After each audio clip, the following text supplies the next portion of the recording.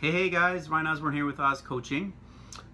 Today's, mobility functional tip is kind of shedding a light on how to use the foam roller for a different purpose.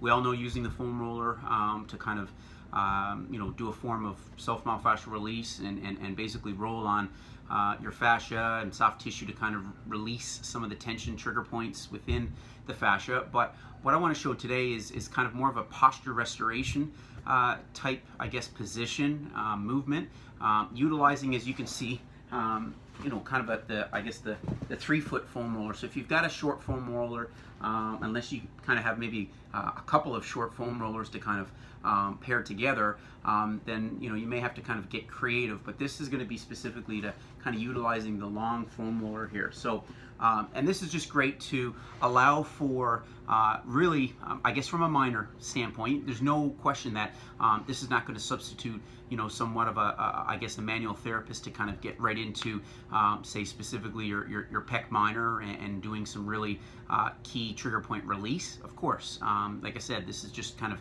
your own way of aiding in some of the, dysfunctions that you may have. But this is certainly something that just does allow for specifically kind of the shoulder joint to allow kind of gravity more so to kind of push back your shoulder blades and open up your so-called shoulder socket. So all you need to do is, like I said, have that foam roller set up, and you're going to lie on it lengthways.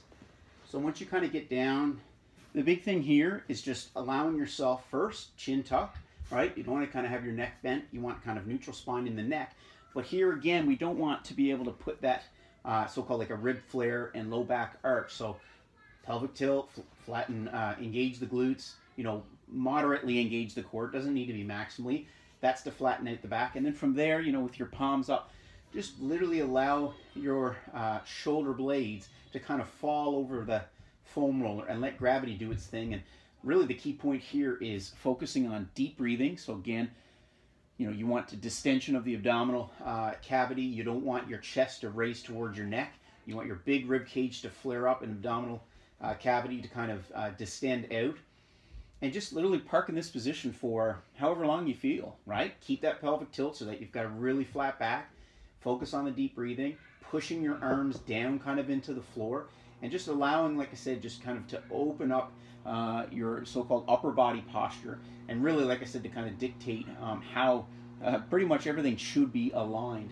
And then even from there, to kind of kick it up a notch, you could bring in, still focusing on the breathing, not allowing the low back to kind of arch, so keeping everything maintained, and then starting doing basically like swimmers or freestyle, breaststrokes, anything really where you're basically adding in movement, but making sure that pretty well everything kind of from the low back up is in a more ideal position.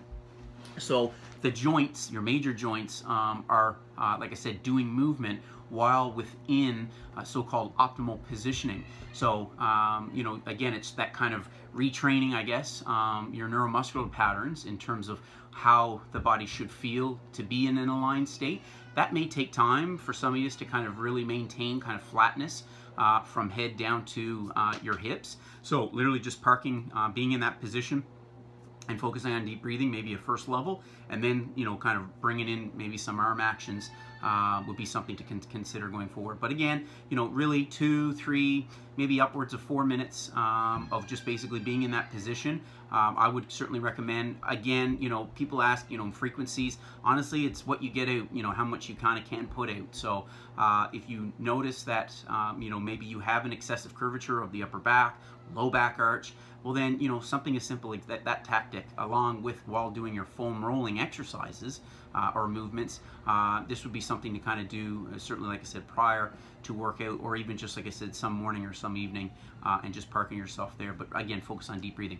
Anywho, hopefully that, maybe kind of is something that you may find benefit. I do certainly challenge you to try it. And if you've got any, questions or suggestions on things, then I'd be certainly glad to help.